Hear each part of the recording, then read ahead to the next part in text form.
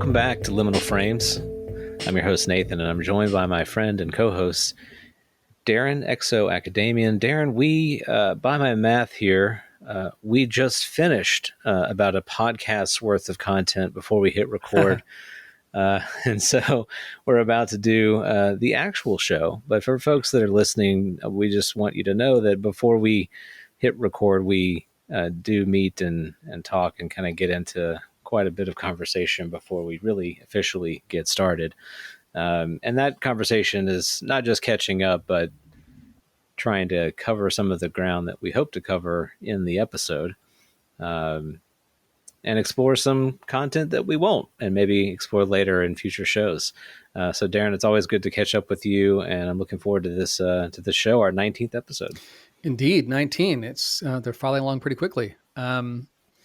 Yeah, it's interesting because we're going to cover some material tonight that is fairly popular in ufology right now. But I think one thing we do on this show, we try to do anyway. We'll let the audience decide how well we do it, but we try to bring sort of a deeper perspective, a broader perspective. We ask the questions behind the questions. We look at some of the assumptions behind some of the hypotheses that are put out there. When there are sometimes like a fill in the blanks kind of scenario with ufology, like for instance, right now, why is this report taking so long? What are the secrets that are being hidden? People have various assumptions that are fueling the options that come to mind for them. And that's, for me anyway, it's more interesting to look at those assumptions sometimes than it is the multiple choice questions that they come up with. Mm-hmm. Well, and just like the name of our show, Liminal Frames, we tend to kind of thrive in these in-between states. We're okay with, I think, holding some of this ambiguity together as much as possible, and sitting with that. It's important to sit with that, and in some instances be uncomfortable with not knowing and being in between a state of ignorance and knowledge.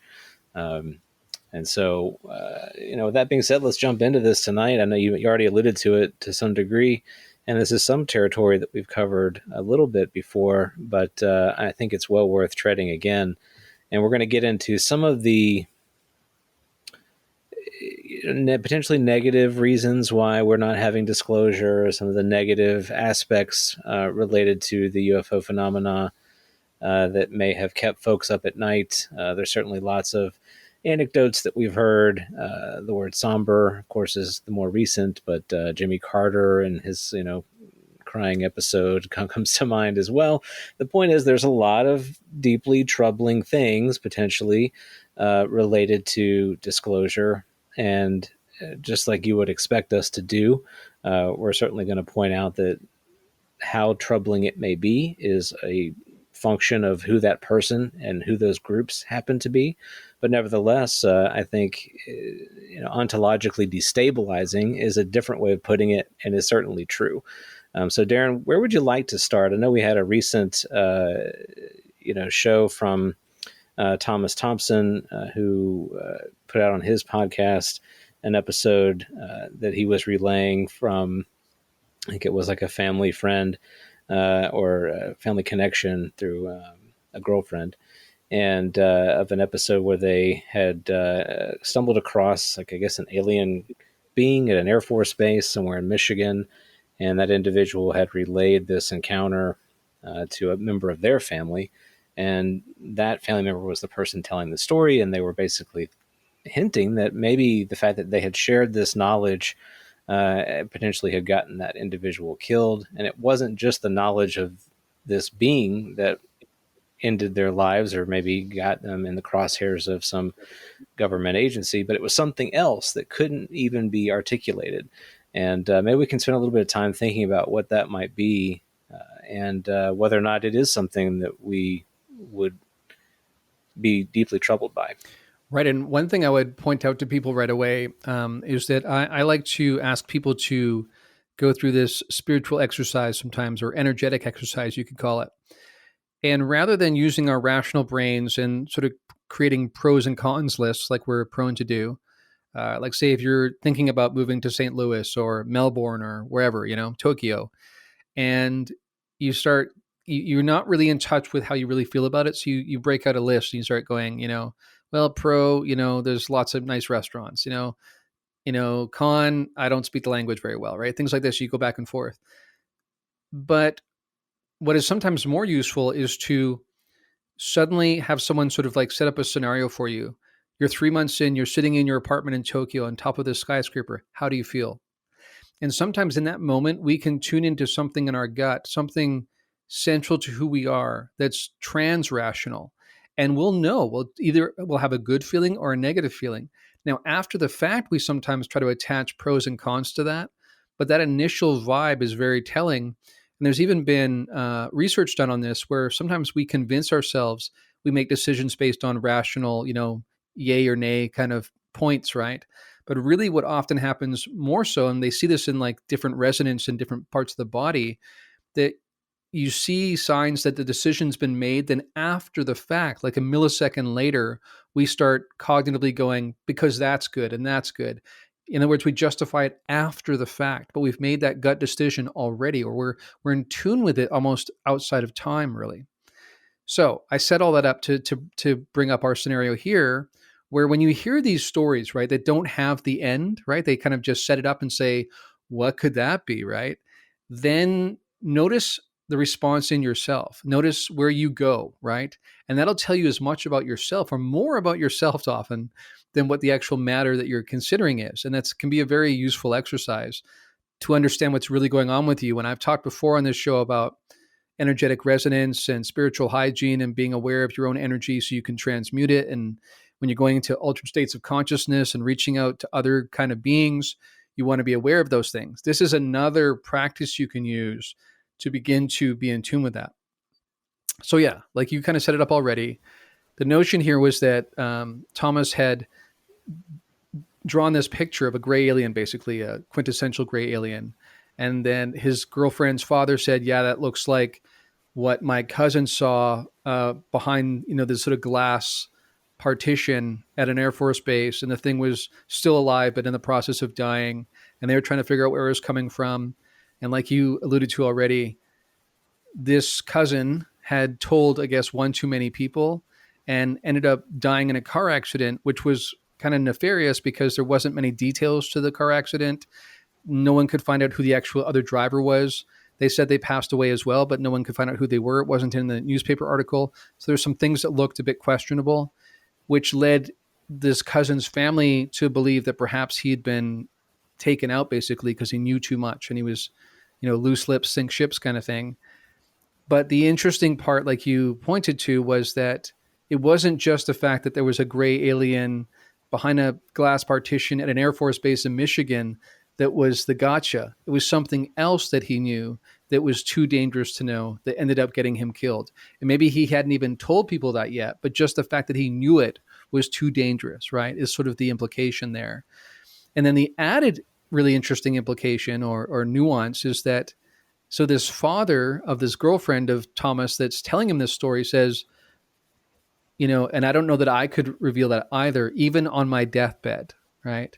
Which that goes into new territory. So right there, notice your own response. Where does your mind go, right? Because clearly at that point, it's not self-interest that's making him hold back from telling the truth, right? It's something else. So then that raises questions like, has he decided that truth is so destabilizing that society is better off not knowing? Is that what he's getting at? What do you think when you hear that? Right. I was trying to think of like putting myself in the shoes of folks that maybe reacted to this. I saw some reactions, immediately go to they're definitely demons then. Or another one that jumped to my mind is, they're reptilians. They just look like humans, so they're in charge and there's nothing we can do about it. Right. So no matter the scenario, I think the natural response to what could be that bad is that the power dynamic that we are used to in terms of our place in the world, in society, is not what we think it is. And we have gotten the short end of that stick, whatever it happens to be. Now, as I say all of that, I also want to point out that we're in the West, where we live in a first world country. We have a lot of resources and great things. So things that seem destabilizing to us may not be even anywhere close to what would be destabilizing to those that aren't in kind of the conditions that we're accustomed to. And I recognize the relative luxury that we have to be having this conversation over this technology, and no one's preventing us from doing this. And we have the internet freely flowing into our homes, and we feel pretty comfortable in the wintertime here, just being in the places that we live. So there's a lot of comfort around our situation that I don't want that to go unnoticed, because I think it does influence and paint the way in which we think about these scenarios. So yeah, for me personally, I have a lot of different ideas, but I don't know, none of them really land or resonate with me very, very strongly, in part because I think I'm more comfortable with a variety of different things. I'm also, immediately when I hear a story like that, I'm like, well, it was destabilizing to those who were there. It may not be destabilizing to me, so who was there? When was this? What kind of context and cultural backgrounds did these folks bring to that situation? All of those things, at least in my mind, influence whatever dramatic revelation it might be, and may change that because it's situated within that framework. Right, absolutely. I mean, the more set in your ways you are with your worldview, right, with your perspective on reality, then the more damaging, at least initially, energetically, emotionally, it may be to you to have that questioned. Whereas the more nuanced you are, the more you can hold your worldview lightly, maybe because, as we've discussed before, you've been through various iterations of worldviews, and so you don't hold any of them so tightly anymore because you're likely to evolve yet again. I think for people like that, any kind of revelation is not nearly as destabilizing, at least in potentia. And I think back to when, of course, like you already hinted at, the famous situation where, Lou Elizondo talked about something being sobering or somber. And it was an interesting sociological experiment just to see where people leapt to from there, right? Like, oh, well, clearly he's saying this. I mean, writing's on the wall. And I'm like, really? I mean, that's just an adjective. That's a big leap to make. And secondly, to your point, it's like, I don't want to rely on someone else's adjective based on their worldview, their life experience, their position of privilege. I want to have the data, because how that data impacts people will vary depending on the position they're in. And like we talked about, how much they're into certitude with their worldview and whatnot. But it's definitely interesting. I think more interesting, actually, to sit back and watch where people go with that than the actual event itself. Yeah. Other things come to mind where it's like the advent of the printing press, and people are like, I can't believe people are going to, start reading, and that's just going to change everything, and it's going to be so bad. And, here we are thinking, it's a dramatically wonderful revolution that took place. And we can point to a lot of other examples, a lot like that. Segregation. There are plenty of people who thought that was going to be awful and unnatural and, somber. Oh, God forbid, we treat everybody equally. And we, most of us, I'm not going to say all of us, because the world is still full of some pretty bigoted, racist people, but most of us look at that and think how absolutely horrid that was. And so, one person's somber is another person's, great, fantastic, thank goodness. Why is it taking so long? And so, I want folks to keep that in mind, because it's impossible for us, without knowing exactly what it is, to really interpret what that means. So somber, we're all internalizing that. Oh, somber for me is such and such. It could be completely detached from reality of whatever that in fact happens to be. And it could end up being something great. Right. Or it could be something that's great to one person and not great to someone else. So let's throw Absolutely. out a few, just for the sake of argument here. Some that I've come across that I've even, seen some pretty compelling evidence pointing in this direction. One of them is that some of these alien beings that have been captured, whether we're talking about Roswell or even post Roswell, that one of the big aha moments that was shocking when the autopsies were done was that there was basically DNA in common between these gray aliens and human beings. So let's take that first. How do you think that would hit the masses if that was released to the public? Right. That's a good one. I think folks would absolutely be stunned by that. At least most of the world would be. Um, I think others would be willing to accept that there is a sort of a shared lineage, genetic shared traits. But then the questions certainly flow: Are we descendants? Are we relatives? Are we an experiment? Are we hybrids? What is the nature of our relationship to these beings? So there are certainly no end of questions and no easy answers to those.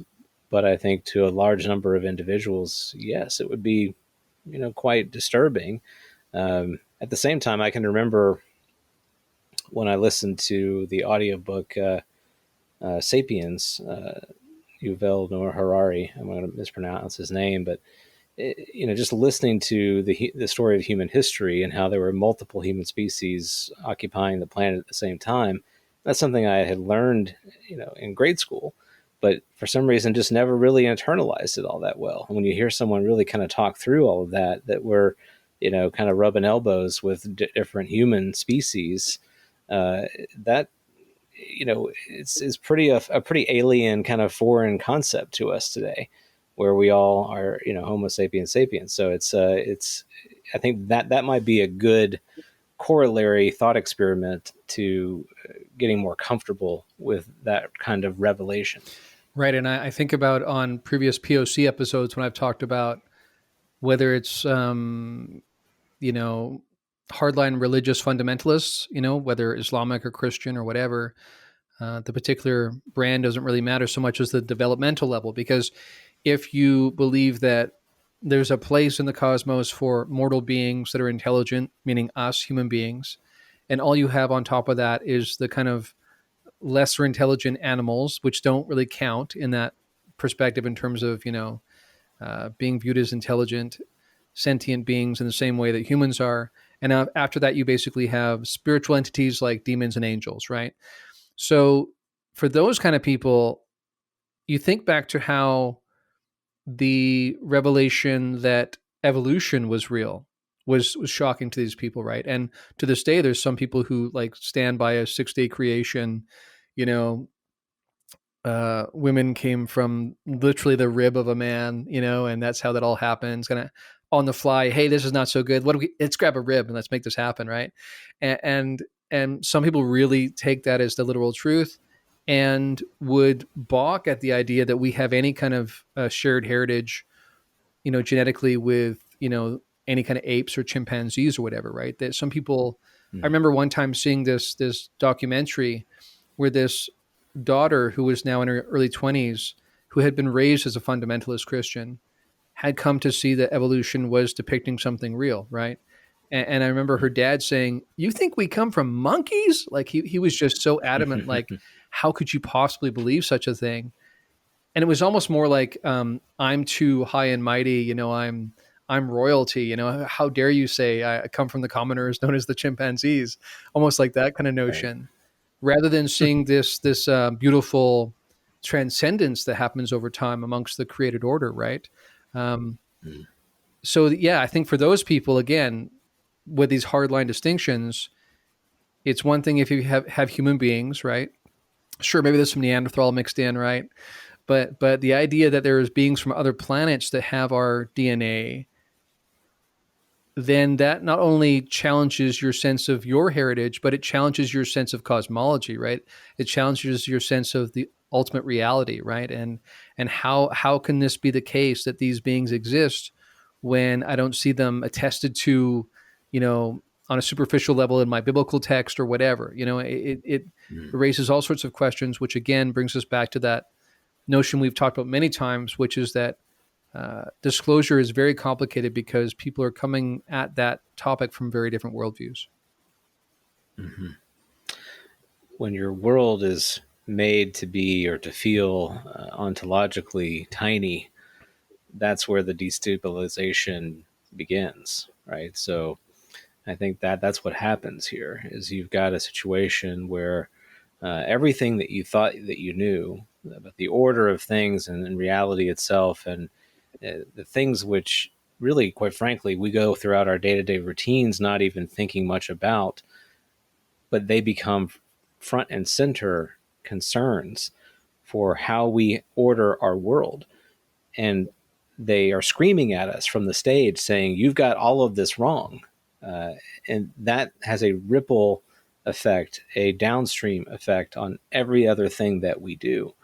And I think it's easy to see how something that seemingly benign like that, this, DNA heritage being maybe the same, could be incredibly destabilizing and quite frankly, possibly dangerous, for most of the world.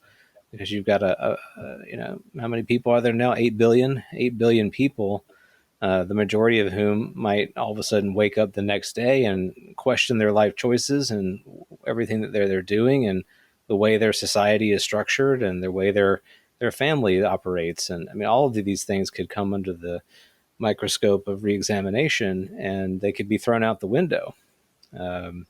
So it's a lot to consider. And I think if you're, and I will talk about this in more detail, but if you're those decision makers who can kind of keep that knowledge inside the box as opposed to letting it out the door, I could easily see why you just, keep it in the box in the vault and go about your day. Yeah, I think, there's this expression, kick the can down the road. And I think that one of the things that's very evident about our political culture is that, because of, the interval between elections in our country, people tend to think in 2-year or 4-year terms and maybe 8-year terms, and that's about it, unless you're a Supreme Court justice or something, there for life. So built into our very system is a lack of the distant view, and it's not even really part of our cultural milieu to make decisions based on what's the best interest of our grandchildren, for instance, right? So you could see how in that kind of culture that already exists, when there's so many question marks, could things go well? Maybe, but there's also a chance it could be incredibly destabilizing. And frankly, that just makes my job harder. So let the next elected official 4 years down the road make that decision. There's no reason I have to make it now, right? In other words, I think part of the challenge with that kind of thinking, that kind of mindset, is sometimes there is short-term pain in service of long-term gain. And the problem is the way our very system is set up, very, very few people are asking those questions. And that in the long term might prevent us from actually making systemic changes, which are very destabilizing potentially in the short term, but make our society much, much more cohesive, coherent, and sustainable in the long term. Right, and we have not cultivated that kind of thinking. At least we haven't in the West. I think China, I read somewhere, their way of thinking is generally in the hundreds of years. Ours is in, like you mentioned, really kind of political cycles, which are quite small. So that's certainly one aspect of it. I mean, what would be another potential revelation from that story that comes to mind for you that could be terribly destabilizing? Well, this is one that I've heard. I don't find it very compelling at all, but I hear it raised a lot. And again, from my perspective, I find it more interesting in terms of what that's saying about the people who are raising this than the possibility of it actually being true. But that is the notion that this is actually a prison planet, that we're basically cattle for some of these beings. And that this is what maybe this conceited gray alien said on its deathbed was, listen, this is who you are to us. And who do you think you are to keep me like this, or whatever, I mean, that's another one people leap to is, what if we're not king of the castle? We're not top of the food chain. What if we've been deluded all this time into believing that? I mean, I think there's all sorts of reasons on the face of it why that's not the correct answer in my perspective. I think what's more interesting is how our collective unconscious and sometimes our personal unconscious will fill in the gaps, right, with our own fears. And I've said this before. I think the fact that we have this shared memory of, like you talked about, in previous generations, keeping slaves, actually saying that certain types of Homo sapiens, you will serve this other group. Or now I think about Mm-hmm. how we, have these mass farms where we put chickens in these tiny little, containers. They hardly ever see the light. And we just, have made a science out of butchering, hundreds of thousands a day or whatever it is. I don't really know the details. I'm a vegetarian, so I try not to be aware, but something like that. Right. So we have that in our memory. So it's not hard for us to go, ooh, what if the shoe was on the other foot? What if Mm-hmm. suddenly you look at the whole thing very differently when you go, would I be okay with this if I could be the one that was a step down in the food chain? What would that mean? And again, I think that says something more interesting about us and how we make decisions and what we're cognizant of than it does about what this revelation actually is. Mm-hmm. Yeah, completely. Nobody likes the idea of being a prisoner, to having their mobility and their freedom and their way of life constricted.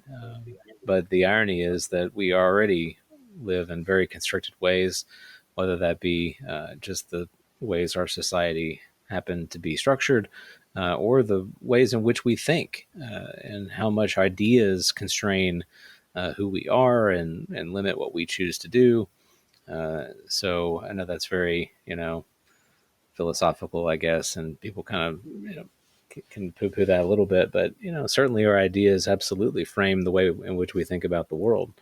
Um, so yeah, that idea doesn't resonate too much with me either. The prison planet notion, mainly because I think I take a bigger view of the situation. There's I guess I think of it as like there's a ladder of life, right? And we're all kind of a part of that chain of being in a way. And if something were to actually feed off of us, just like we may feed off of other things, like that's all part of the chain of being. And there's a grander story at play there than maybe what happens in those individual interactions. Well, you make a really great point Yeah. there, and let me make a segue here on that. So I think when people think about Prison Planet, they have a very particular notion, right? They I Mm, don't know what they imagine. Like they're going to suddenly land in craft and make us mine gold for the rest of our lives or something. I don't know what they're thinking, right? But something very sort right. of like literal and physical, and something akin to us keeping cattle in a field, right? That these cattle maybe think that they're free and having the good life, but they're actually serving us. Now, Mm-hmm. while I think that kind of sort of literal view is mistaken, I do think, and I've talked to you about this, and we probably mentioned it to some degree on this podcast, and I've mentioned it to some degree on POC, the fact that there is an energetic exchange between different dimensions. And absolutely, that's a real thing. And that shouldn't be even hard for us to imagine because, as you kind of just alluded to, we can have relationships with bacteria in our gut, right? And there's all these alien intelligences in a way living inside of us already. We are already a hybrid being. We already are like this kind of synergistic, symbiotic environment for all these different kind of life forms, and eventually to kind of work out an arrangement that's beneficial to both, hence symbiosis. So I think something like that is definitely going on. Um, and that would be shocking to some people, but I just don't think it's on this literal physical level. Um, Mm-hmm. but nevertheless, again, it's just interesting that people go there. Yeah. Um, well, to me, the this highlights the interplay between those who are close to the information, those who aren't close to the information, and even those in that inner circle, how there very well could be differences of opinion on what might be going on. Specifically too with this individual that kind of spilt the beans about what they saw. I mean, yes, it sounded very profound or impactful, but not so much that they didn't feel constrained in telling at least one close family member, if not other people. Um, so that gives you a little peek, I think, behind the curtain of the way in which these situations or this kind of knowledge is interpreted by those who are closest to it, and how they choose to wield that knowledge for their benefit, or at the expense of our ignorance of it. And so, do you think that also kind of hints at the battles that are happening behind the scenes between, those in power? That we hear this all the time, right? There are some who are in favor of kind of getting this information out. There are some that don't want that information out. There are debates about whether one is right, one is wrong. As if we might be able to, even if it came out, as if we might be able to say, oh, well, see, we were right all along, and that was the right thing to do. I mean, it assumes that we might even have any idea what it actually is.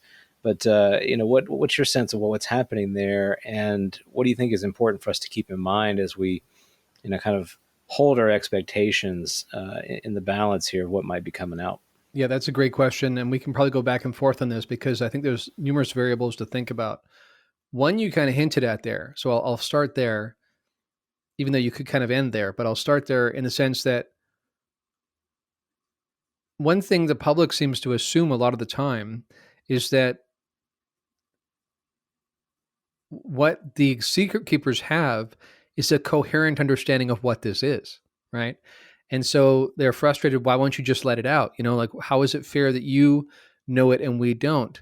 And maybe what they're thinking on the inside is we may have some data. We may have a lot of data, but that doesn't necessarily mean we have a coherent understanding of what this is, what it means for reality, nor does it mean we have a unanimous decision around what it means. In fact, I think part of the infighting that's going on that creates this kind of situation where we get a sense that things are about to break and then they don't. We've had this big long delay with this government report.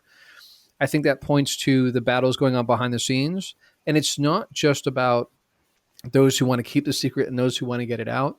There's also everything in between. Like some people are convinced it's bad news, it's demons, right? We've talked about this before, the Collins elite kind of notion that to even acknowledge it and publicly announce it gives it a foothold in our reality that could mean our civilization's demise, right?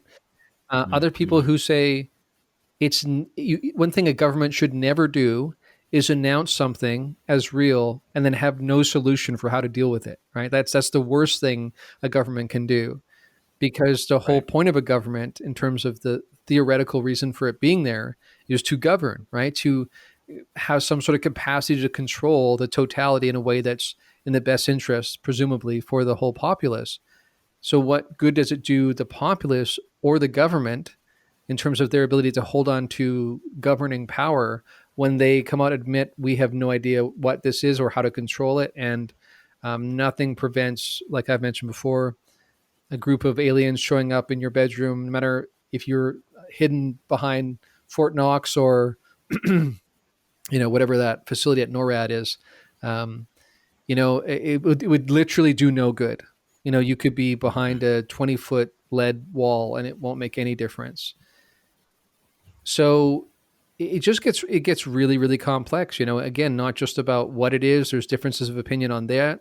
We've discussed before that governments are a cross section of society. You and I, before we went on the air tonight, we talked about how military groups tend to, edge towards more the conservative end of things. So they therefore have more traditional understandings of reality, right? They're more likely than the average population to lean a bit more conservative. So it's often those people who are making the decisions about this, right? It's from their worldview that the decision is being made for everyone else. So I think that's something people need to be cognizant of. Mm-hmm.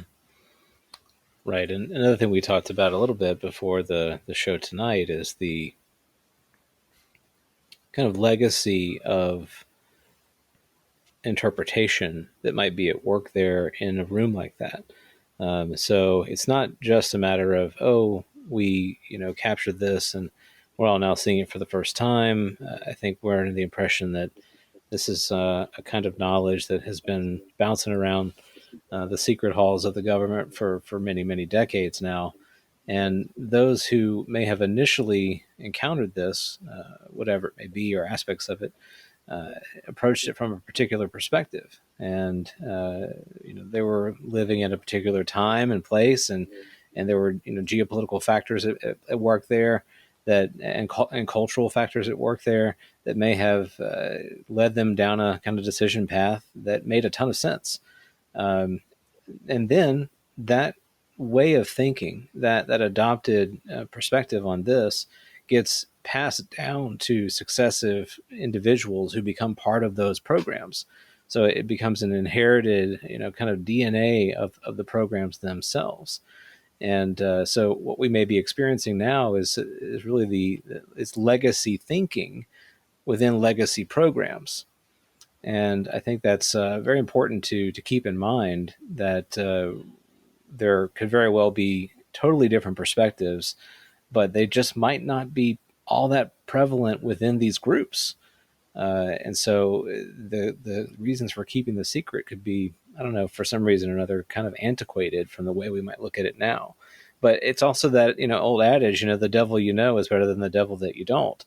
And so it's much easier to say, well, let's just, if we can anyway, keep a lid on this for the time being, because we're already dealing with, wars and economic instability and pandemics and all these other problems that, we're not even getting those things all that done all that well, so we're having difficulty juggling those. Let's not introduce yet one more thing to the equation, particularly if we don't really even know all that much to say about it. Yeah, and I think on that point, the degree to which you're willing to allow change to come in is largely dependent on how much you think the status quo is worth maintaining, right? So if you have a comfortable existence, and you've got your regular paycheck and your pension's pretty much wrapped up, and you have a nice house with a family and dogs, maybe these other existential threats that everyone's talking about just don't seem close enough to home to really persuade you, right? On the other hand, you might be someone who looks at, for instance, how climate change is really impacting the planet already, and how much landmass is just barely above sea level, right? And how we keep hearing these alarms go off around, the degree of warming is much higher, is much outpacing what we were expecting to begin with. And you look at, for instance, the number of animal species that have been wiped off the planet in the last 50 years, and I think it's something like more than the sum total of all of the previous history or that we've been recording or whatever, some large number anyway. Mm-hmm. So someone like that might go, or they might look at it and say, we've still got this, immoral disparity between, not just between, say, CEOs and the people who are the frontline workers of their companies, which I think almost everyone would agree is this obscene level of disparity, but then just the disparity between the developing world and the first world, right? Even though we share a planet, right? And if you look at it that way, you might believe that a shock to the system is exactly what we need. In fact, you look at the world like a patient on the table. A shock to wake their heart up is the only chance they have for survival, right? That the status quo, just watching that body on the table, right, that's non-responsive, is not a solution, not an option. So that's really interesting to me. Another thing that came to mind when you brought up this notion that these legacy perspectives on this phenomenon, right? That something that came to mind was something that Omega Point brought up in an interview with Richard Dolan that I know we're going to get into in a little bit, for their paper that they wrote called Loose Threads. And he said something really profound, where he said that what you focus on will determine what you miss, which was a great point. And it's so true. And so, for instance, if you have a fundamentalist religious perspective, you might see the dart hit the center of the dartboard, right? Aha, we've got this. We've got, spiritual manipulation. We've got ritual abuse. We've got whatever pick your poison there in terms of ways that some of these others seem to dominate human beings, right? And so you go, that fits the bill right there. Well, do we need to go further? I mean, come on, we got A, B, C. Mm-hmm. Looks like demons Case to me. closed. And maybe it's the outlier elements that question whether or not that's actually the best fit. And I think in any kind of scientific endeavor or any kind of rational endeavor, we face this challenge. We've evolved to take shortcuts. We've evolved to quickly look for patterns and make decisions like on the fly because that keeps us alive, right? That served us well. But in these kinds of situations, we need to actually discipline ourselves to slow down, to not leap to the first conclusion that comes to mind, to pay as much attention to the outlier data as the central data, and and be very proactive about testing other hypotheses. My concern is that some of these people were not trained in those kinds of faculties, right? They, again, these are sometimes military people. They think, you go with your gut, you know what I mean? Like there's a certain kind of philosophy and Sure. culture, right, that they inherit there. And because because it's such a secret, it hasn't been doled out to the research community, the academic community, who are more familiar with trying to take something and be very methodical about not jumping to conclusions and always paying attention to outlier data as much as you can. So this is part of the problem too, is not just what the data is, but who gets to look at it. And with that too is a power issue. I don't want you in my kitchen to see how I make my special whatever it is, because I love it. It's my family recipe. I'm not going to give it to you. I don't want you to see it. But when you get in there and you look at it, you realize you're going to tell me, wait a minute, you've been making this sauce this way, and you think it's Italian. It's not Italian at all. It's you're going to shatter my world. And you might take that in a totally different direction, and that would make me uncomfortable. So there are a lot of implications to this, and I think that we really are at a juncture in our human story where our world powers are, I think, in some ways struggling with how to continue on with the status quo using status quo thinking and status quo tools. When the populations at large, I think, have a growing sense of the way in which these things are getting frayed at the seams, that they're not working as well, that the narrative power that once held such strong sway over our everyday life, like it just isn't there any longer. And in many ways, we're looking for something that will break that glass and disrupt the entire thing. So that's oftentimes why you see people championing folks who are almost chaotic in how they behave in our larger society. It's like that train wreck that you can't look away from, and we're almost secretly cheering them on. Yeah, break that Twitter, Elon Musk, or whatever it is. There's this kind of strange fascination with it because we recognize that normal isn't working anymore, at least in the way that we had been taught that it should. And so I think we're dealing with some very destabilizing time periods, and you throw into that questions of ultimate reality and how things actually work, and that we're not alone, and you can see how very quickly it would be incredibly challenging to control, and control is a huge part of this, right? Right. I mean, kind of what you just hinted at there. I mean, already in our culture, we have major differences of opinion amongst different people groups about what reality is already, right? You've got people who say that, maybe what we should have is a meritocracy rather than a democracy, right? So rather than, a reality TV star or an ex-football player becoming a political candidate just because people know them, right? You actually look for people who have a certain background and they've demonstrated that they have the skill set necessary, right? And they have the requisite sort of depth of thinking and the ability to pause and consider different perspectives, right? But of course, that's your and I's definition of what a person deserving of that role would exude, right? Those are their kind of qualities we want to see. But there's a huge part of the population that would completely disagree with that, right? They would say that, college education and deep thinking just gets you in trouble. Just you got your Bible, you're good to go. I don't want those people making decisions for my kids. You've got some parts of America where You can't even get a library started because you've got a huge contingent of parents who want to burn books or ban books that are pretty commonplace, and that 30 years ago it wasn't a big deal to have those books, in the library system. So you've got that's just within our country, right? You've got these huge disparities in terms of what reality is and how you should govern, right? And some people seemingly willing to jettison democracy if that's the only way they can ensure that their version of what America should be gets in, right? So Mhm. that's why I think it's laughable when people say, "Oh, I think we're totally ready for this disclosure." I'm like, "What do you mean we're ready? We can't even handle what we have now." So when people say that, I think a couple things. Either they're not thinking it through very clearly.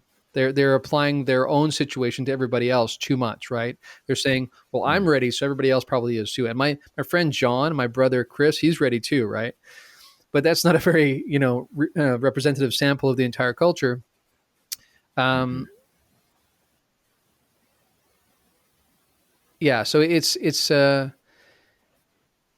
we keep coming back to this. It's incredibly complex. But I think because you and I are willing to, hold open the door, we don't need to have all the energy sucked out into one room or the other. We don't need a vacuum. We are okay with some ambiguity. I'm willing to be open to the notion that there are some people who have argued for keeping this under wraps for now, really because they do think that's in the best interest of the public good. And whether or not you agree with that is a different question. But I think it's important to Mhm. acknowledge, I think there are some people like that. It's not just all these power mongers who are worried about like losing their power, being thrown out of government, or that we're going to solve climate change and have free energy, and they just don't want that because they're greedy. There are some like that.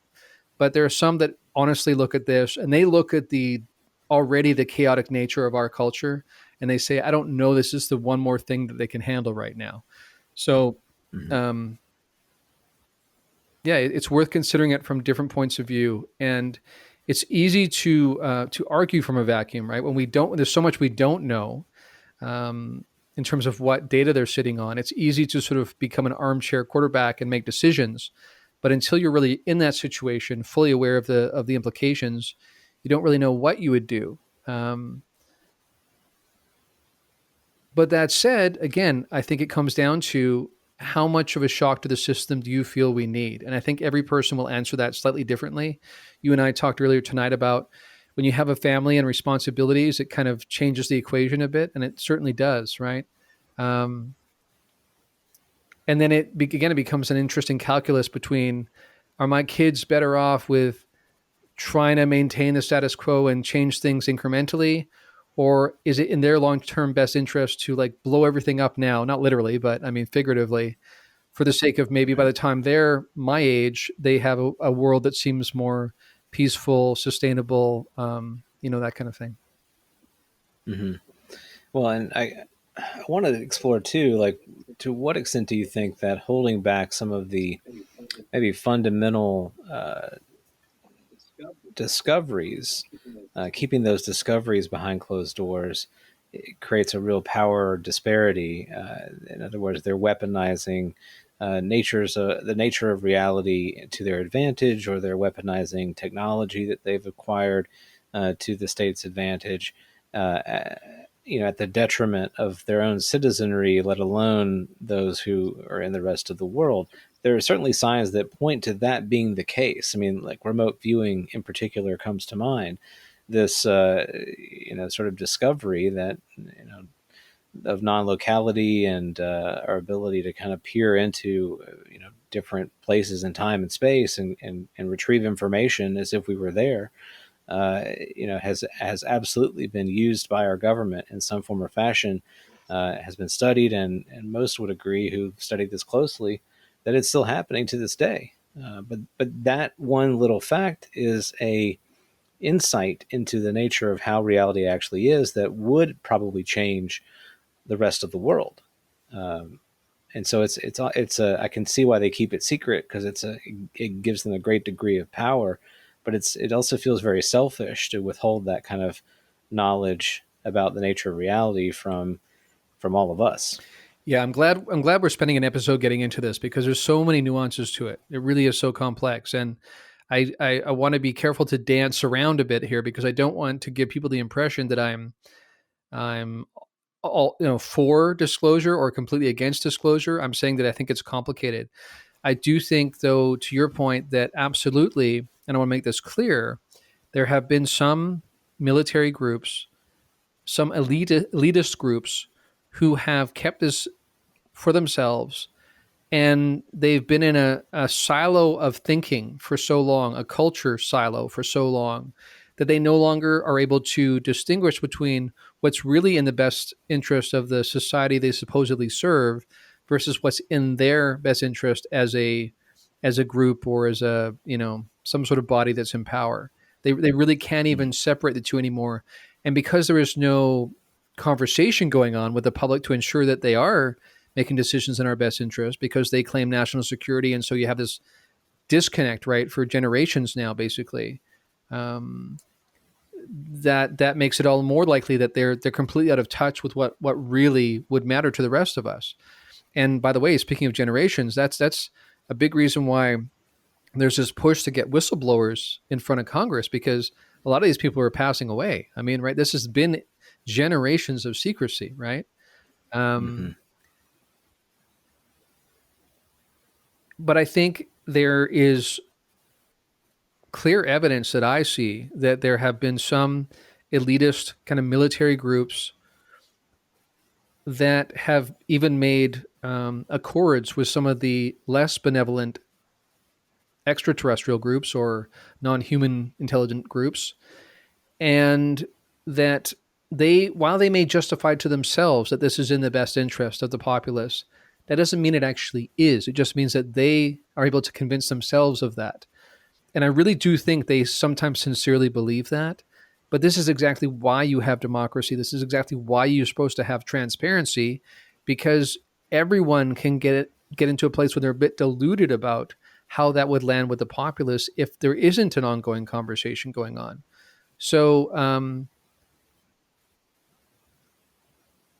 siloed thinking is a huge part of the problem, in terms of even different agencies sharing information so we can try and get more of a robust understanding. And as I say all this too, it occurs to me, I sort of have my own understanding of what's going on, right? And then I sort of put on this other hat where I sort of become the typical ufologist behind the scenes talking about what's going on. But those are kind of two different viewpoints. Mm-hmm. So just so people are clear, right now I'm sort of the typical ufologist hat I'm wearing right now. And from that point of view, I can see how people are adamant, we just need data. Give us data and let us decide what to do with it. Mm-hmm. Right. Yeah, that's you bring up a good point there, that the more one spends with the topic, the more, I guess, like, I hate to use the word, concrete, but ideas become a little bit more concrete as to what it actually is. And I know you've come along on your own journey to a place where you feel a little more strongly about, what it actually is. And that leads me to the question of, how much should we really be fixating on the issue of disclosure anyway? Because I think about this quite a bit, right? Like, to me, there are enough truths about reality that don't involve UFOs or, paranormality, that occupy my own thinking enough, and I can arrive in a very similar place without needing those nuggets of information. So, an example it would be just how vast the universe actually is. The chances that there are other intelligent life forms other than us that exist, and who are arguably far more intelligent than we are, the math is just astronomically in favor of that. So whether they're here or not, I don't even need that to be true to know that they're real, just based on the math. And if they're real, then what does that then mean for my own way of thinking, my own cosmology, these questions of ultimate truth? Because I can then easily go from that one nugget to, well, let's take an analogy from where we actually are. So, we talked about this before the show, but, we know there are other life forms that occupy our Earth. There are ants, there are fish, and they live in their own little biomes, and they have absolute zero awareness or very little awareness that they're interacting with us. And to an ant or a fish, like, they've got reality all figured out. Like, it makes perfect sense. And we're in this scenario, we're the same. We're the ant, we're the fish, and the larger biome is the universe. And we have this arrogance that, we've got this all figured out. And you've got our physicists, our popular physicists on TV all the time, making these grand pronouncements about what alien life might be, or what have you. But we're just as ignorant, if not more so, than those ants and fish, right? And so I guess, I want to put it to you. I mean, how important is it that somebody steps up to a podium and says, "Hey, we've got bodies. Hey, we've got craft, and it's going to change your life forever." Do we even need that? In other words, to come to the kind of awareness that we probably should be arriving at, just taking into consideration what we already know about our own experience. Yeah, it's a great point. I mean, you mentioned earlier remote viewing. I mean, there is all sorts of evidence, within parapsychology to demonstrate how valid psi is, right? And so we don't need to have proof that a gray alien can telepathically communicate to John Doe, right? We know that human beings can do it. We know that when people experience a near-death experience, it seems to be the case that the physical body is not the sum total of what a human being is, and that these people will sometimes come back with new capacities. For instance, they have precognitive dreams, or they can sense people's emotions or their thoughts, right? New capacities come online that are very uncannily similar to what happens when people are sometimes in the presence of a gray alien or something like that. So, you think, yeah, out of body experiences, near death experiences, remote viewing, telepathy, telekinesis, all these things that we have evidence that, even if most people are not incredibly skillful in these zones yet, in these areas, we do see evidence pretty much across the board that everyone to some degree is psychic, right? Which already tells us, as you're hinting at, something fundamental about the nature of reality, right? That what the conventional model tells us can't be correct.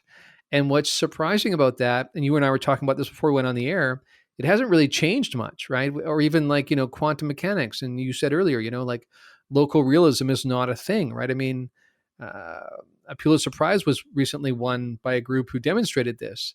And yet, this is not the kind of thing you see on the magazines at the Walmart checkout, right? I mean, it's generally not, right? So it's more like, what are the Kardashians doing this week? So, I mean, that's kind of the center of gravity of our civilization, right? I mean, even when we do have, for those who are really paying attention, those who have eyes to see, we have all we need basically already to say that reality is fundamentally different and more connected than what we've been told. And yet it has not changed the majority position. And so, like you say, it begs the question, if there's a press conference tomorrow where they say, here's some photos of the bodies, here's the craft. As it turns out, we've been able to, re-engineer a couple of these. How much would that really change things? I think some people kind of have this Shangri-La hope that it's going to be the one thing that's really going to tip the scales. And suddenly we'll be working with free energy 10 years from now, and there will be no multinational corporations, and the free market system will have been, given birth to something much more synergistic and sustainable. And, all these kind of pipe dreams that you ask, is that really connected to reality based on what we just said, that already there's revelation of all these things being true, and yet most of the populace either is not aware of it, or when they're aware of it, it just doesn't really change their day-to-day behavior. Mm-hmm. Right. And think too, situations that I'm sure a lot of folks fantasize about, since we've grown up with these kinds of cultural influences. But, I could have a spaceship, I could travel the galaxy, and I could visit different alien worlds, and, whatever. But I mean, the consequences of, billions of humans just sort of, dispersing themselves through the universe, riding around with technology that could very easily be weaponized to wipe out other civilizations is absolutely horrible. And by the way, we're moving into a time period in our own culture and our own technological advancement where we could basically have that experience without actually leaving our planet. So we're I have a fascination with the AI art, and I'm really interested in where that's going, and it's very easy for me to see that we are at the very beginning stages of a highly customized experience of reality that will be brought to all of our eyeballs and senses, at our beck and call. And we don't need spaceships to have that. So, it's just interesting to me, the motivations that I observe behind the need for disclosure, and kind of assessing what those motivations might be, and the character of individuals that are calling for that, and what is it they're going to do with that information. How is it they're going to change? What is their life going to be like? How will they interact with their people differently? And also to the point, if this is real for you, then it should be changing the way you live your life right now. You shouldn't need someone to step forward in an official capacity and make a pronouncement for you to live differently in the world where you happen to be. How are you treating those that you care about? How are you treating those that you live near? What are the decisions that you're making? I mean, these are things that we still have to figure out, and a disclosure of an alien body isn't going to solve that for us. Right. And I think of two tangents that I can go on with that point. The first one being that the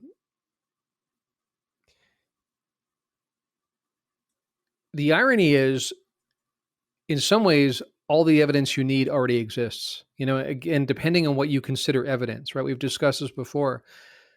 But to me, it seems preposterous that this wealth of experience literature we have, that going back decades now,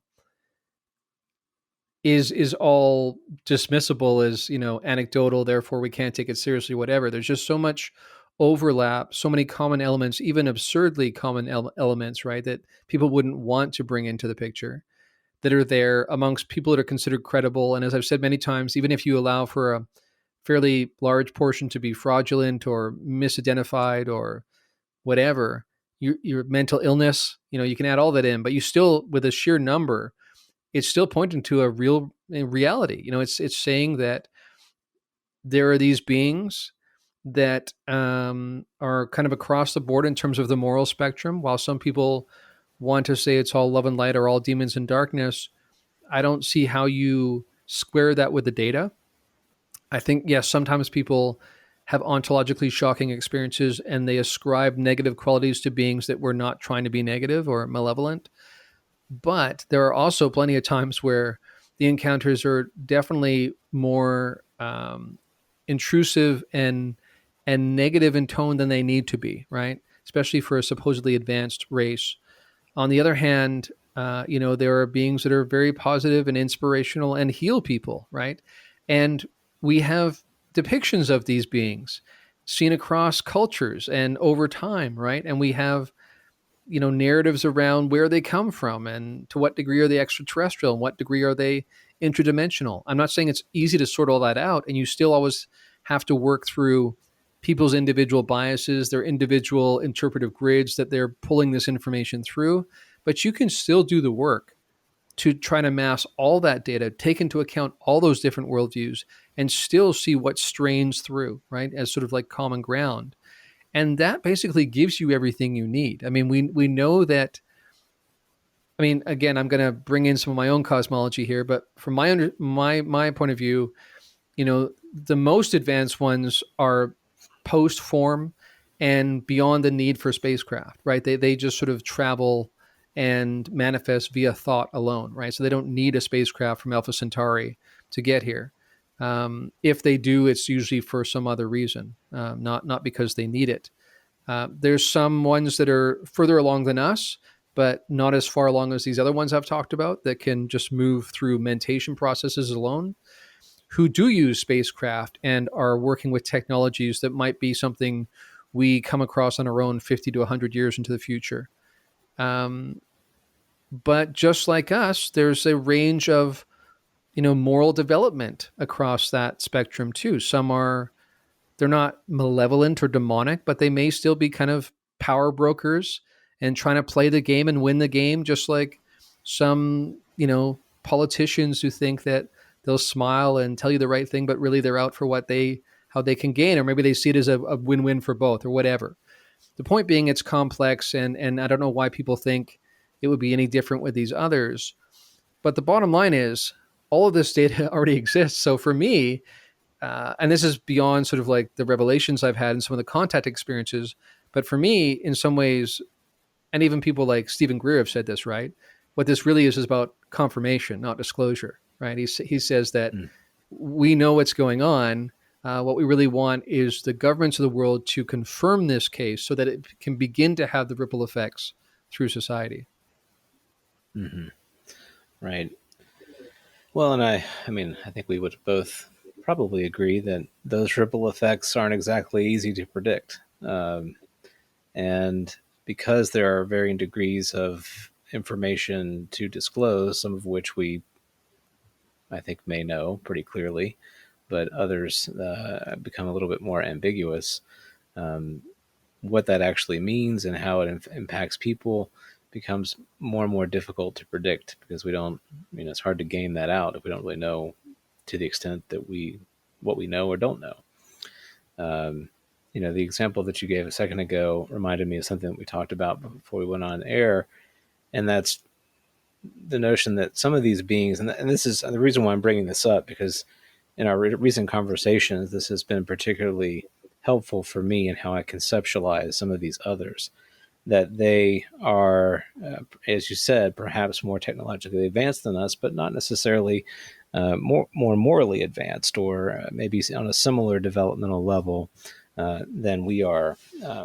And so, imagine, if you will, that we had the technology to visit another planet that had life forms on it that were primitive human in their intelligence level. But we could come down in our spacecraft, and we would be sending our astronauts, and astronauts are often also scientists. So they very particular kinds of people, would be coming down in these spacecraft and would be introducing themselves to these primitive intelligences. And assuming that they could have some kind of meaningful communication, we would be imparting whatever knowledge we think we have understood about reality, to these primitive beings. And to them, it would just seem like, well, that's just the way that it is, right? I mean, they told me that this is how it works, and well, gee, that's what reality must be. But you and I know that our notion of reality, even if we've been able to master space flight, to that degree, like, it's still evolving and limited. So, that gives you a certain picture about what might be happening here. And I think a lot of folks attribute a kind of godlike knowledge to the others, that they have some sort of all-encompassing awareness about how things actually are. And I would argue that that's absolutely impossible. There's no way that could be true. So I want you to touch on that. What do you think about that? Yeah, absolutely right. I mean, from my perspective, even some of the most ascendant non-human intelligences arrive at a real place of humility, even though they're much more advanced than we are. And they will voluntarily say, there's plenty we don't know either. We're happy to grant as much knowledge as we can based on our understanding. But beyond that, even that's, a black hole to us in terms of what's on the other side of it, right? Because it spirals all the way up. And I also think it's important for people to keep in mind that just because you get abducted by a gray alien who tells you this is a prison planet and they have a right to dominate us, doesn't mean that's true. I mean, like, this goes to what you're saying about the godlike powers. Like, right. If someone abducted us that was a human being and said, actually, my name's Quasar and I'm the second incarnation of Christ, we might not take him at his word, right? Right. Why would we do it? Because it's a gray alien? Because it's a gray alien. That's why we do it, right? It's so other. And we're in such a degree of ontological shock about reality is not what we thought, that we've taken our discernment offline, and we feel in these I'm talking about the negative ones. There's plenty of positive encounters with gray aliens, but I'm talking about the negative ones because again, it's more about developmental levels and it's about a particular kind of appearance of a being. People need to remember that. Mm-hmm. They sometimes will deliberately put you in a position that will make you feel like an animal because they know what that does to you psychologically, right? So I sometimes see people, and this is again why I have a very nuanced view on this. There's many different elements of it. I see some people, and I myself have had really positive encounters with benevolent entities, but that isn't to say there aren't some that are not so much. And again, not so much because they're malevolent, demonic, like always were, always will be dark beings. I don't mean that. I mean that they're just lower on the developmental scale, and so they're still power brokers. They're still in a zero-sum game. Even if they give you something, it's because they want something in return. Just like human beings, right? I remember Mm-hmm. one time seeing this real estate show. It was one of these house flip shows, right? And this one guy was, fixing up this house. He was going to flip like a week later, and some neighbors came over, and he was just on some street, another house that he'd bought, right? And he said to them, "Yeah, I'm just trying to bring some real dignity to the community." And I thought, what a load of hogwash. I mean, he's trying to make a quick flip Right. and make a buck. I'm not saying that's wrong, but when he tells people that this is why I'm doing it, I mean, come on, who's he fooling kind of Right. thing. So, but he may even delude himself into thinking that's what he's doing, right? Or maybe he partly feels good about the fact that there's another consequence to him making money. I'm saying it's Sure. a mixed bag, right? In terms of the impetus for that kind of interaction there. And I'm saying it's the same way with some of these others. And I think sometimes if people have to try too hard to figure out why that must be a positive encounter, maybe it's not as positive as they think. Because if you're in a situation where dominance seems to be a key element just for the sake of dominance, not because it serves some evident purpose, then I would say that tells you something, right? And again, this is where discernment is so key. We can't put our discernment on the shelf just because these are gray aliens or celestial beings or beings of light or whatever they look like. Pay attention to the fruit of the endeavor. How does it impact you? How do they treat you? The most highly civilized ones, the ones furthest along this scale of, or the spectrum of development, see you as an equal. They see in you a reflection of the cosmic intelligence, which they see in each other as well. And if something's not there, then that's telling you they're not as far along as you might think otherwise, regardless of what their technology might indicate. Well, yeah, I wanted to talk about discernment because it is something that I wonder a great deal about, particularly with your own journey and how you seem to have developed some greater clarity around what things are, how things are working. And I wanted you to touch a little bit about how we can really discern the nature of how things are, even if we are maybe many degrees removed from the greater scope of awareness that we might need to be able to make such pronouncements. And an example that you gave to me in an earlier conversation is sort of this kind of fractal nature of reality, that there are repeating kinds of patterns throughout reality itself that you can kind of take smaller and smaller slices of it, yet there are similar qualities that are present. And I wonder if you can kind of unpack that a little bit related to this notion of discernment, because I think, for me as well, like it's difficult to,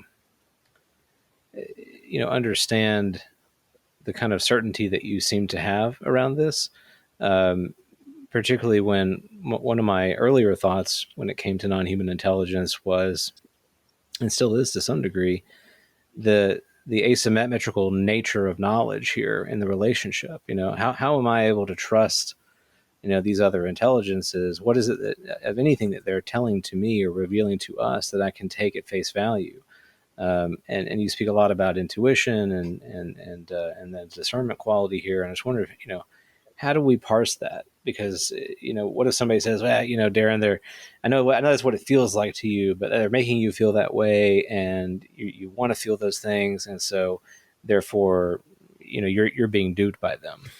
Right. I mean, I had someone recently say this sincerely, like they were actually wanting to know my opinion on it, not because they necessarily thought I was being duped or other people were being duped, but they were just saying, so, theoretically, we know that they can impact our moods, our emotions. They can, seemingly calm us down when they need to.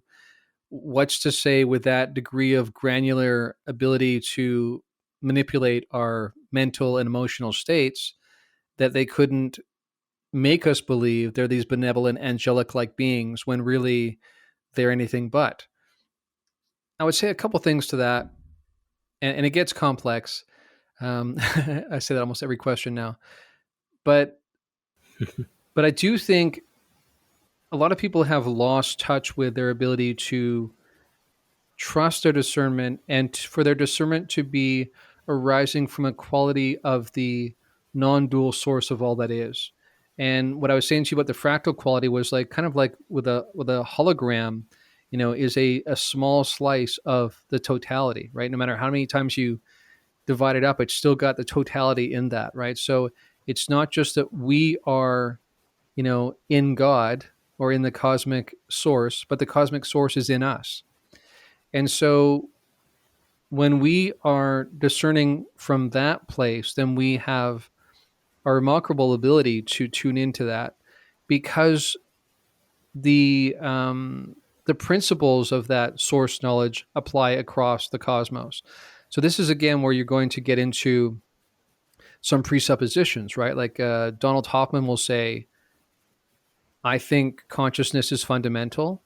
And I'm going to say, if consciousness is fundamental and you grant me that, then I'm going to try and boot up everything else that we see in our apparent reality.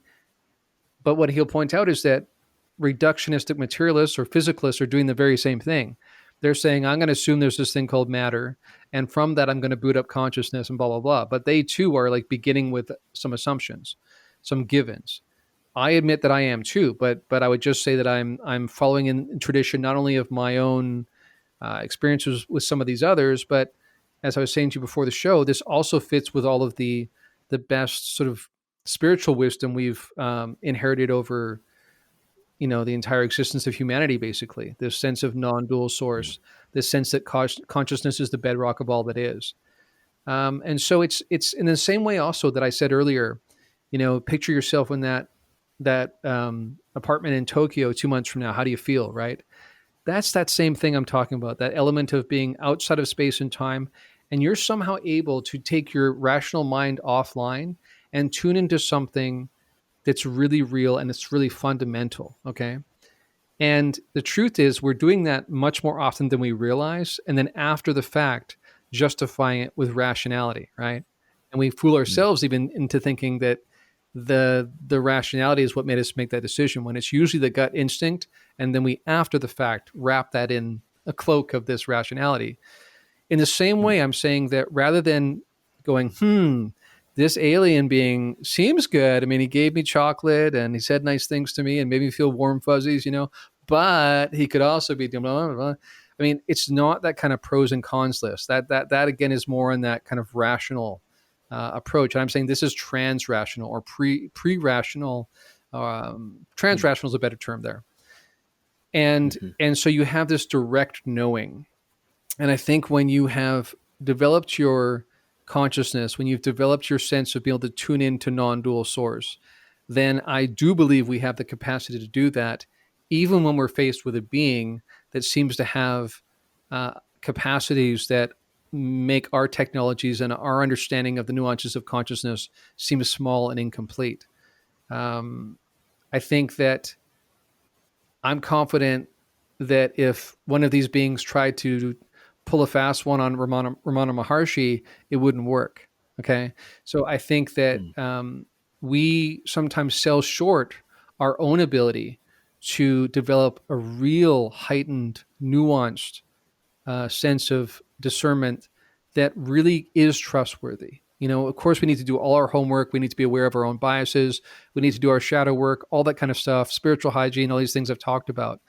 But I kind of balk at the notion that we have no ability to know really what these others mean. I think we do, and I think that's what I sort of trust here. Mm-hmm.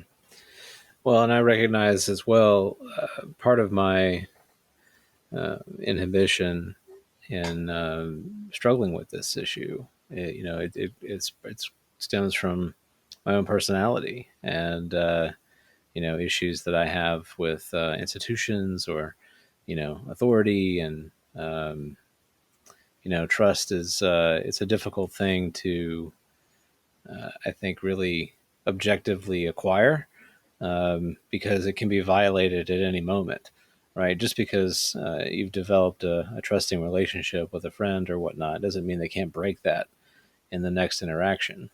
So it's always a little bit fragile. Okay, let me just jump in for 1 second there, And because I think yeah, one thing I please. said on point of convergence, I try to bring up this analogy for people, and I heard this in a Buddhist proverb one time to just really help people understand elementally what's going on here. And I said, in this situation, say you accidentally, knock one hand with the other, and that hand bangs against a sharp object, and you cut yourself, right? What your one hand does is it caresses the other hand, right? And you sort of rub it and try to feel better, right? Now, when that's done, does the left hand say, "No, now I'm feeling better. I'm going to get back at you, right hand, you mother. How dare you do that?" It doesn't cross our mind, right? It's preposterous for us to think about, hands of the same body having that kind of adversarial relationship. And I'm saying that at this sense of non-duality, it really is no different. I know people think that sounds nice. Maybe that people that aren't there, they say, well, that sounds like a nice notion. But I'm saying that really is what's happening, is that the calculus at that level, because of the felt experience, the same way that you have two hands, that it never occurs to you that you really see those as ultimately separate. You see them part of you, right? And I'm saying that sense of you ever expands into a broader and broader sphere of concern and influence as you move up this spiral of consciousness. And so for these others, that's why I think you can trust their sense of, how they would hold power or how they would consider you versus them. Because at that point, it really is no different for them, between you and them, than it is between your left and your right hand. Mhm. Well, and as you mentioned moments ago, and that can be discerned by how you are being treated by them. If you are being treated as a peer or respected in a similar way, then that's a good hint that they are, in fact, living in that kind of non-dual expression. That's a great point. I mean, Um, if they are taking it out on the left hand with the right hand, then you have to ask, where are they really coming from? And that's I think, when people point to this notion of Stockholm syndrome, right, where people historically have been taken captive by other human beings who held them hostage, and they feel such a loss of agency, no sense of sovereignty, that they eventually begin to align with the intentions and the motives and the agenda of their captives, just to regain some sense of a semblance of agency, right? And I think that does happen here. I think this is again where I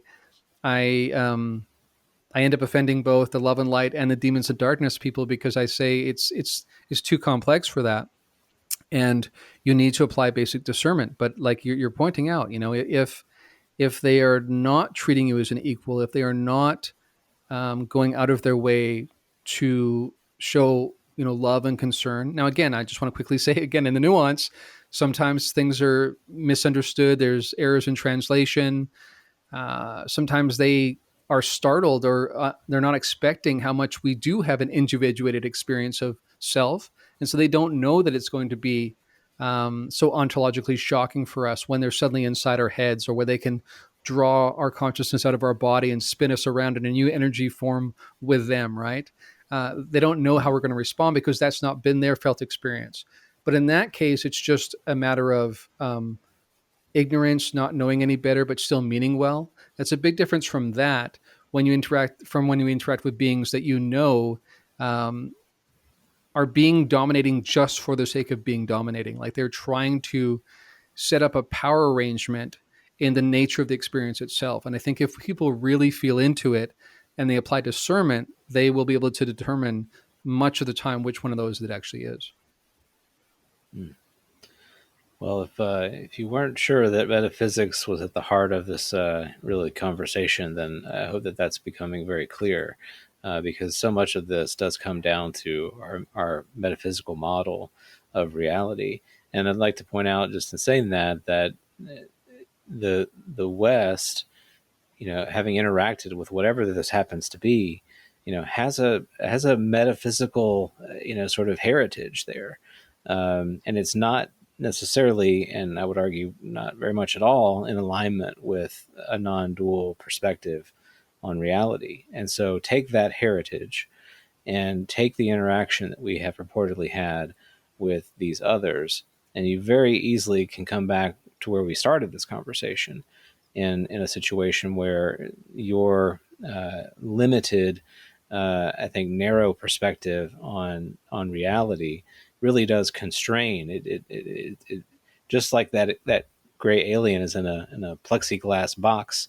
We're in a clear box constrained by our metaphysical presuppositions, and that kind of thinking and heritage has absolutely dominated and influenced where we are today. And imagine where we would be if we had had those interactions and we had had them from a completely different metaphysical standpoint. Yeah, and part of the irony with all of that is that some of the very messages these others are bringing have been around for thousands of years via Vedantic and Buddhist traditions in terms of non-duality. And yet, even though that knowledge existed in some parts of the world, it's not like that changed the face of civilization, right? And what we've, in light of what you just talked about in terms of our metaphysical heritage here in the West, are the way we've been convinced of the illusion, right? That the physical nature of reality is ultimate, it's really real, and it's all that there really is, has become even more convincing because we've been able to manipulate it through technology and whatnot to transform at least one surface layer of our reality, right? And so most people are not closer to sort of a Vedantic understanding, non-dual understanding of reality. Many people are further away.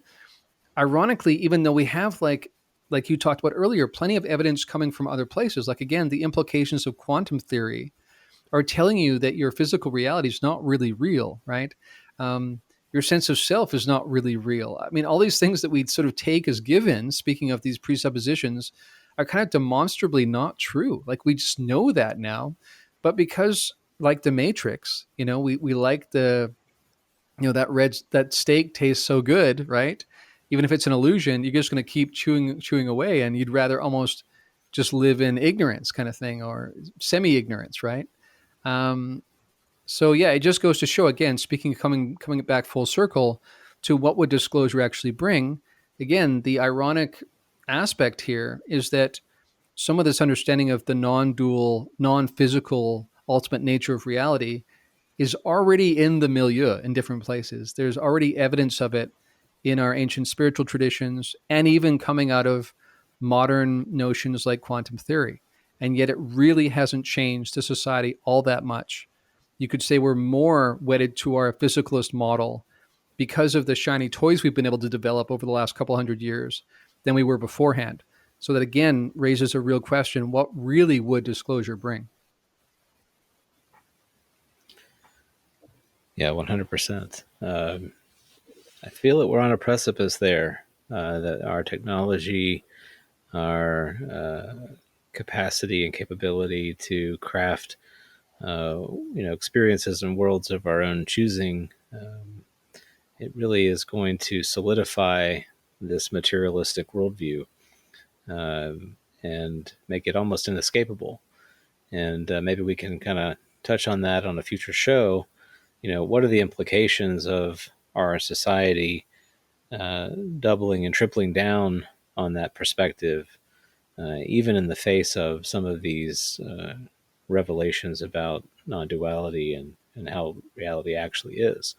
Because I do think we are faced with a choice here, and much of the phenomena, in my opinion, is an invitation to see things differently. And what happens if we don't answer that call and decide to remain in our ignorant states? So that'd be worth, I think, digging into a little bit more in the future. Yeah, and part of the, again, I keep using this word irony here, is that I think in the long run, these revelations will catch up with us. that will develop our technology to such a degree that we realize we're back where we started in some ways. We're back, sitting in the cave with Ramana Maharshi and realizing that all manipulation and exploration of reality already exists within us. All the technology we need is inner technology, inner science. And it took us this huge exploration in this one surface layer of apparent reality, illusory reality, to eventually be convinced by the sheer volume of data that that's exactly where it took us, which is ironically where we began. Yeah. Well, we appreciate folks joining us on this journey in episode 19. And I know we've got a couple episodes left to go before the end of the year. And also, I'm looking forward to the Inquire Anomalous conference I'll be heading to later this week. So I hope to meet a lot of our listeners who will be there in person. And we'll keep this conversation going. So, Exo, it's been a real pleasure. And we'll end where we always do. Thank you for listening. And may the quality of our questions, shaped by a desire for understanding, enhance our journey of discovery. And may our travels broaden the sphere of our consciousness, reminding us that new discoveries beget new horizons. As always, adventure awaits. We'll see you next time on Liminal Frames.